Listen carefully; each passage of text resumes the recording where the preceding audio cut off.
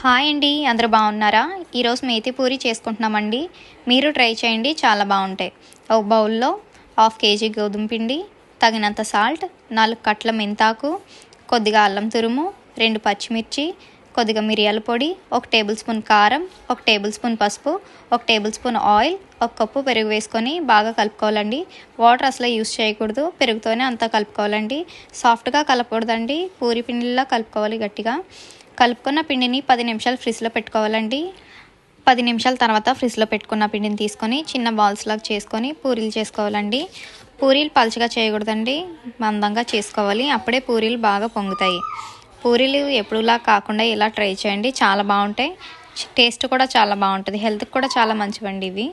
ఇవి పెరుగుతో తింటే బాగుంటాయండి. మేమైతే టమాటా చట్నీతో చేసుకున్నాము, చాలా బాగుంటుంది టేస్ట్. మేము చేసుకున్న టమాటా చట్నీ నెక్స్ట్ వీడియోలో పోస్ట్ చేస్తాం, చూడండి.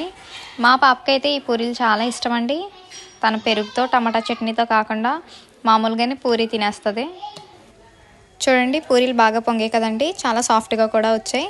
మీరు కూడా ట్రై చేసి ఎలా వచ్చాయో కామెంట్ చేయండి.